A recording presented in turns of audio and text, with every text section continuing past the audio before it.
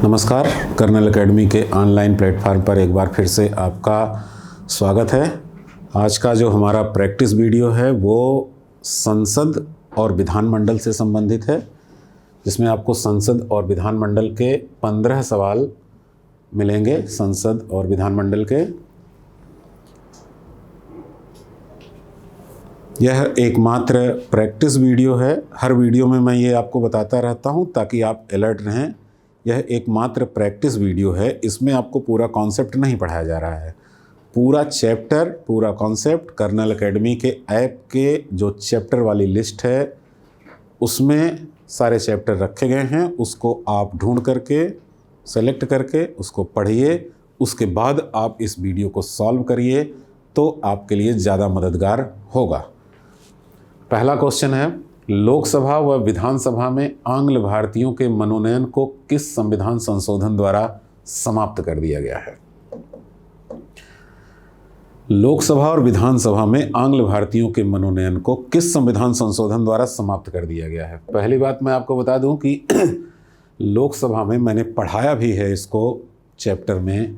लोकसभा में अधिकतम 552 सदस्य हो सकते हैं, ऐसा आप पढ़ा करते थे, लेकिन अब ये ऐसा नहीं होगा। अब लोकसभा में अधिकतम 550 सदस्य ही हो सकते हैं और ये प्रावधान जनवरी 2020 में किए गए संविधान संशोधन से डाला गया है और ये संविधान संशोधन है 104वां संविधान संशोधन, जनवरी 2020 में किया गया, यानी कि डी उत्तर आपका सही होगा। इससे विधानसभा में जो एक आंग्ल भारतीयों के मनोनयन का प्रावधान था वो भी समाप्त कर दिया गया है। अब आंग्ल भारतीयों के मनोनयन का प्रावधान संविधान में नहीं रह गया। दूसरा प्रश्न देखते हैं, सही विकल्प का चयन कीजिए। यहाँ पर कुछ प्रावधान हैं, उनके कुछ अनुच्छेद हैं, आपको मिलाना है कि वो अनुच्छेद कौन सा है। जैसे विनियोग विधेयक 114, लेखानुदान 113, धन विधेयक 108 और संयुक्त अधिवेशन 110।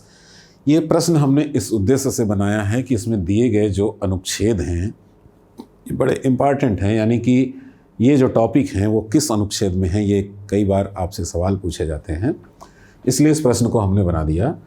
और इसमें पहला विकल्प जो है वो सही है। विनियोग विधेयक अनुच्छेद 114 में रखा गया है। लेखानुदान जो होता है 113 में नहीं बल्कि ये 116 में होता है। धन विधेयक 110 में होता है और संयुक्त अधिवेशन 108 में होता है, यानी कि ये जो है उल्टा हो गया। ये यहाँ होना चाहिए था और ये यहाँ होना चाहिए था। उत्तर होगा आपका ए।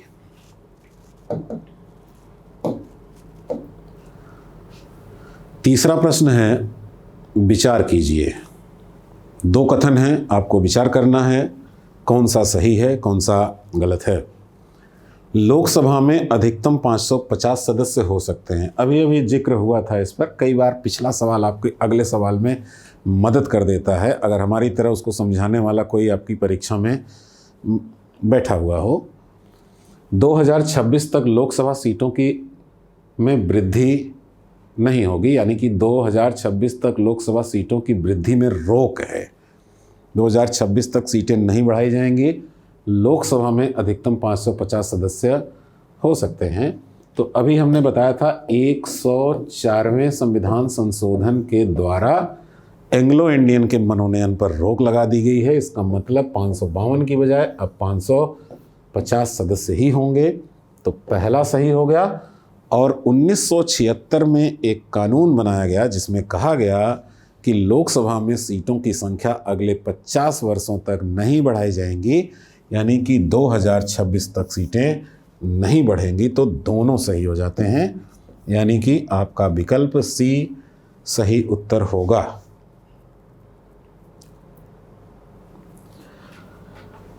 चौथे प्रश्न पर आते हैं हम लोग और यहाँ भी विचार कीजिए और दो विकल्प यहाँ भी आपको मिल रहे हैं। धन विधेयक पर लोकसभा को राज्यसभा से अधिक शक्ति है, यानी धन विधेयकों पर दूसरा है अखिल भारतीय सेवाओं की स्थापना के संबंध में राज्यसभा को लोकसभा से अधिक शक्ति है। अब कौन सा सही है? देखिए, धन विधेयक पर कहा गया है कि लोकसभा को एकाधिकार होगा। ऐसा हमने आपको उस सिनॉप्सिस में, जो संसद की सिनॉप्सिस बना करके आपको मैंने पढ़ाया है संसद वाले चैप्टर में, जो संघ की व्यवस्थापिका का टॉपिक है, वहाँ आपने पढ़ा होगा। धन विधेयक पर एकाधिकार होता है, यानी राज्यसभा फेल भी कर दे तो वो पास माना जाएगा, यानी कि लोकसभा को यहाँ पर पावर ज़्यादा है, ये सही है। अखिल भारतीय सेवाओं की स्थापना 312 के तहत अखिल भारतीय सेवाओं की स्थापना के संबंध में कहा गया है कि यदि राज्यसभा 2/3 बहुमत से प्रस्ताव पारित करे तो संसद किसी अखिल भारतीय सेवा का गठन कर सकती है। इसका मतलब राज्यसभा को ज़्यादा पावर हो गया लोकसभा से। बिना राज्यसभा के पारित किए संसद बना ही नहीं सकती है।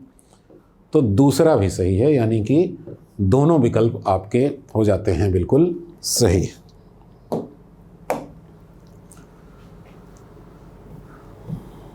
पांचवा प्रश्न देखिए, विचार कीजिए।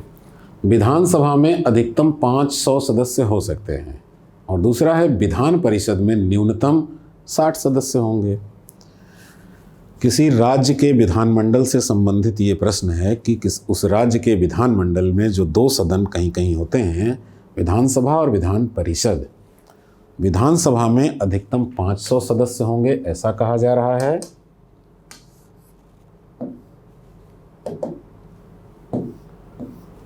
और विधान परिषद में न्यूनतम सदस्य संख्या 60 होगी, ऐसा कहा जा रहा है। तो पहला वाला तो यहाँ बिल्कुल सही है, क्योंकि किसी भी विधानसभा में अधिकतम 500 सदस्य हो सकते हैं। लेकिन दूसरा गलत है, क्योंकि विधान परिषद में न्यूनतम सदस्य संख्या 40 हो सकती है। विधानसभा में न्यूनतम सदस्य संख्या 60 रखी गई है, ना कि विधान परिषद में। तो ये 40 सदस्य संख्या हो सकती है, यानी दूसरा गलत है। तो पहला विकल्प आपका सही होता है।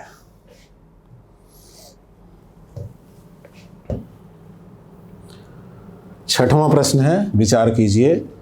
प्रत्येक राज्य में विधान परिषद अनिवार्य नहीं है, और दूसरा है विधान परिषद की संरचना अनुच्छेद 171 में दी गई है। अगर आपने विधान परिषद वाला टॉपिक, यानी राज्य विधानमंडल वाला टॉपिक पढ़ रखा है, तो वहाँ पर आपको ये बात बिल्कुल साफ शब्दों में हमारे द्वारा बताई गई प्राप्त होगी कि प्रत्येक राज्य में विधान परिषद अनिवार्य नहीं होता। भारत के कुछ ही राज्यों में विधान परिषदें हैं, जैसे उत्तर प्रदेश में है, महाराष्ट्र में है, बिहार में है, कर्नाटक में है, आंध्र प्रदेश में है, तेलंगाना में है। जम्मू कश्मीर में भी विधान परिषद होती थी, लेकिन अब जम्मू कश्मीर राज्य ही नहीं रहा, वो तो संघ शासित क्षेत्र बन गया है। विधान परिषद की जो संरचना होती है वो 171 में ही दी गई होती है, यानी कितने सदस्य होंगे, कैसे बनेगी, किसका मनोनयन कौन करेगा, ये पूरी संरचना जो है 171 में दी गई है। कहने का मतलब है कि दोनों कथन यहाँ पर सही हैं, और सी उत्तर आपका बिल्कुल सही हो जाएगा।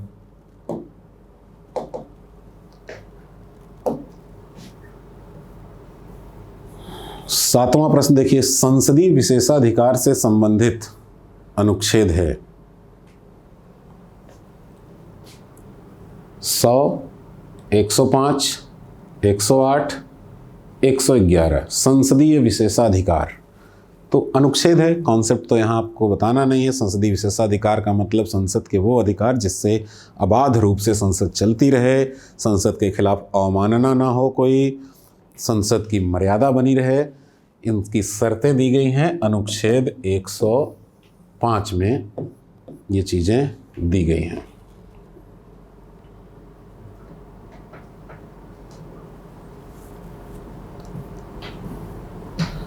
आठवां प्रश्न है, संसद सदस्यों के वेतन व भत्तों का निर्धारण कौन करता है? राष्ट्रपति संसद संविधान में निर्धारित है, संसदीय सचिवालय करता है। कौन करता है भाई? राष्ट्रपति करता है, संसद करती है, संविधान में निर्धारित है, या संसदीय सचिवालय करता है? पढ़ा होगा आपने। संसद सदस्यों का जो वेतन भत्ते का निर्धारण होता है वो खुद संसद ही करती है।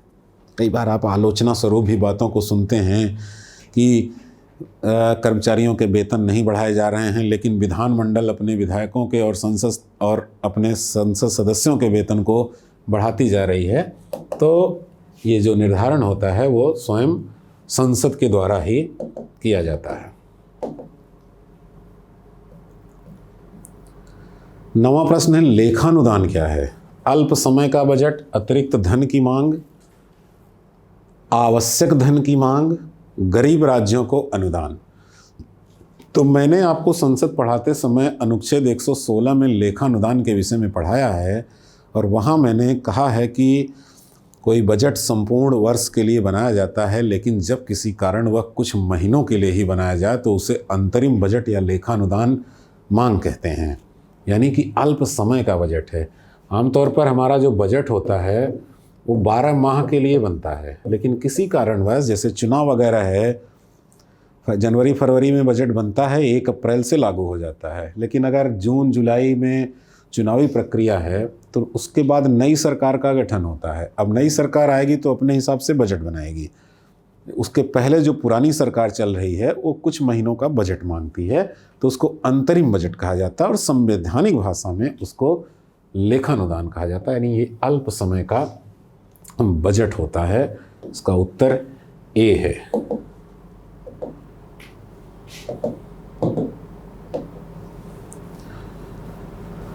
यहाँ पर 10वां प्रश्न है, विचार कीजिए। 2 कथन हैं, धन विधेयक व वित्त विधेयक अलग होते हैं। अनुच्छेद 117 में इसका विवरण दिया गया है।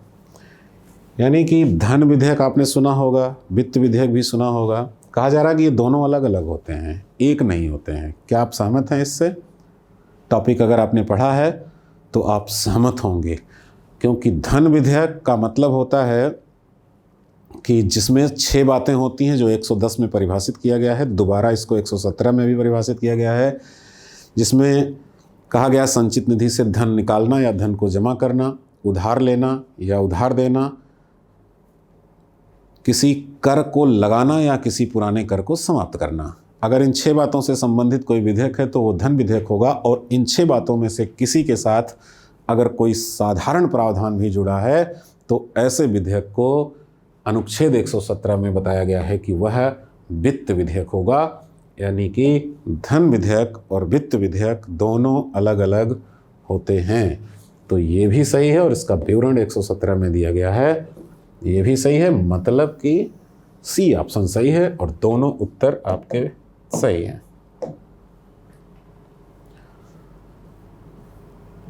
11वां प्रश्न है, विधान परिषद का गठन किस अनुच्छेद के अंतर्गत किया जाता है? बहुत ही सिंपल सा, सीधा सा, सरल सा सवाल है। 168 जो होता है ये पूरा का पूरा विधानमंडल बता देता है कि एक विधानमंडल होगा।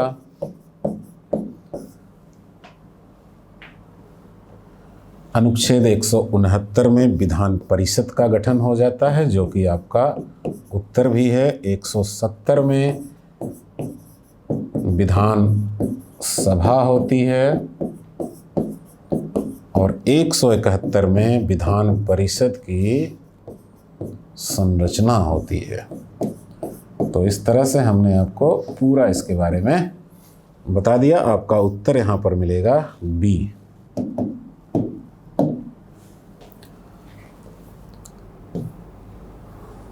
12वां प्रश्न है, विधान परिषद के राज्यपाल द्वारा कुल सदस्यों के कितने भाग को मनोनीत किया जा सकता है? यानी विधान परिषद में राज्यपाल द्वारा कितने सदस्यों को मनोनीत किया जा सकता है, जितनी सदस्य संख्या टोटल होती है। तो ये हमने आपको बताया है। सिनॉप्सिस एक आपने पढ़ा होगा चैप्टर में विधान परिषद की, उसमें 1/6 यानी टोटल संख्या का 1/6 सदस्य मनोनीत होते हैं। उसमें कहा गया है 1/3 विधानसभा सदस्यों द्वारा होंगे, 1/3 विधानसभा सदस्यों द्वारा होंगे, 1/3 स्थानीय निकाय के द्वारा होंगे, 1/12 होंगे स्नातकों द्वारा और माध्यमिक या उसके ऊपर के शिक्षकों द्वारा। 1/12 और 1/12 के ये 2 चीज़ें बनाई गई हैं। और 1/6 जो होते हैं वो राज्यपाल मनोनीत करते हैं विज्ञान, कला, साहित्य, समाज सेवा और सहकारिता के क्षेत्र से। तो आपका उत्तर यहाँ पर हो जाता है सी।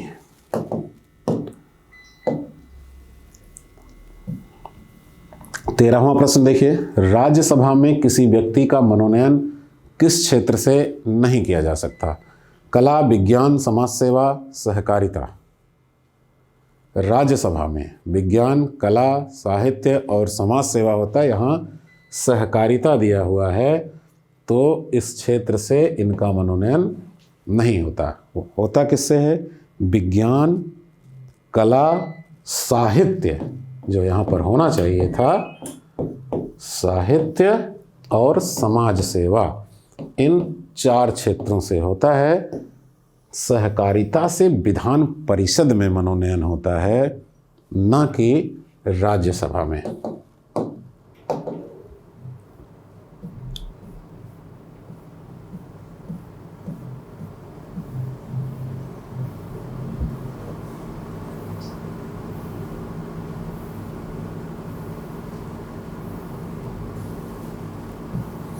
चौदहवां प्रश्न देख लीजिए, लोकसभा में सदस्य संख्या निश्चित कर दी गई है 2020 तक, 2026 तक, 2030 तक, 2036 तक। अभी तो इसके बारे में बड़ा लंबा चौड़ा जिक्र हुआ था, तो यहाँ पर दोबारा उस चीज़ को दोहराने की आवश्यकता नहीं है। ये तथ्य आप याद रखे रहिएगा।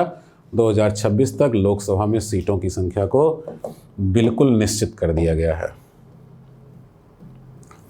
15वां सवाल देखिए, प्राक्कलन समिति में कितने सदस्य होते हैं?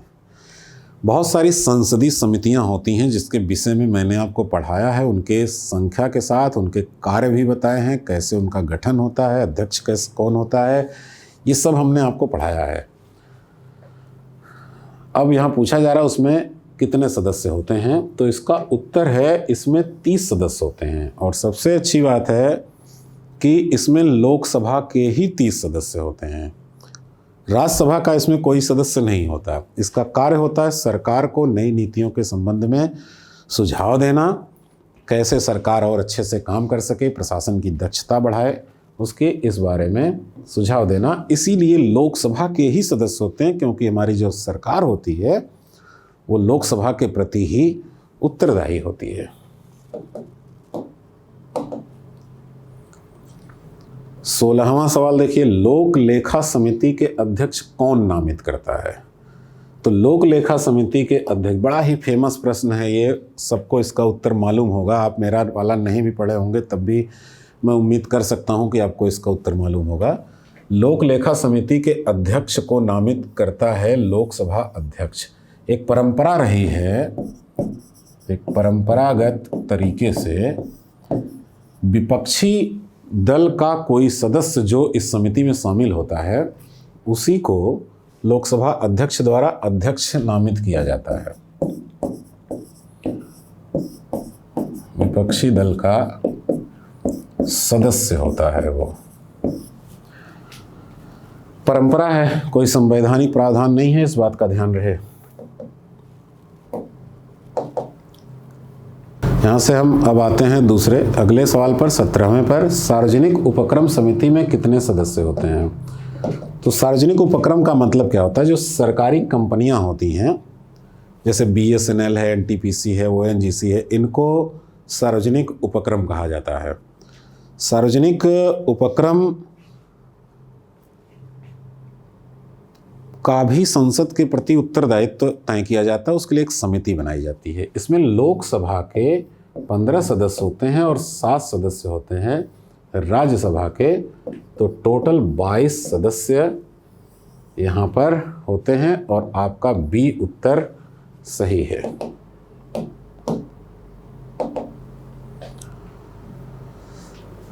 अठारहवां सवाल है, राज्यसभा में संघ शासित क्षेत्र दिल्ली से कितने प्रतिनिधि आते हैं? तो राज्यसभा में संघ शासित क्षेत्रों से संघ शासित क्षेत्रों में से सिर्फ 2 से सदस्य आते हैं, एक दिल्ली से और एक पांडिचेरी से। अब कश्मीर से भी आएंगे, क्योंकि अब कश्मीर भी जो राज्य था जहां पर राज्यसभा के सदस्य होते थे, अब उसको बना दिया गया है संघ शासित क्षेत्र और विधानसभा का गठन किया गया है, तो वहाँ से भी आएंगे ये 3, यानी कश्मीर से, पांडिचेरी से और दिल्ली से, 3 से आएंगे। जिसमें पूछा जा रहा है कि दिल्ली से कितने आते हैं, तो दिल्ली से आते हैं 3 सदस्य।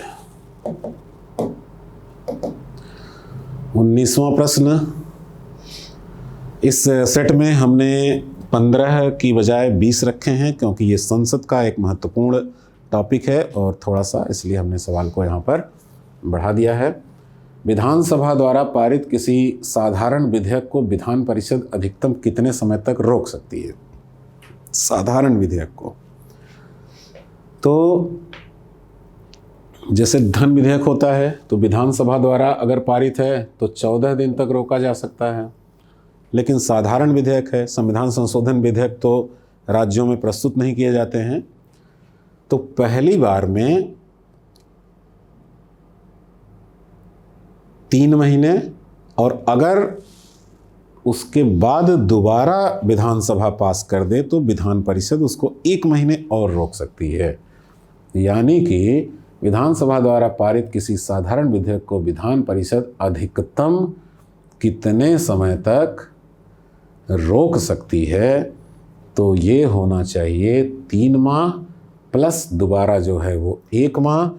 दुर्भाग्य से वो इस विकल्प में नहीं है, तो आप जान लीजिए कभी कभी ऐसे सवाल आते हैं कि उसका विकल्प में कोई उत्तर होता ही नहीं है और इसलिए ये सवाल यहाँ पर बना हुआ है।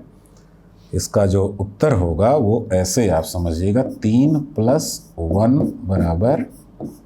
= 4 माह।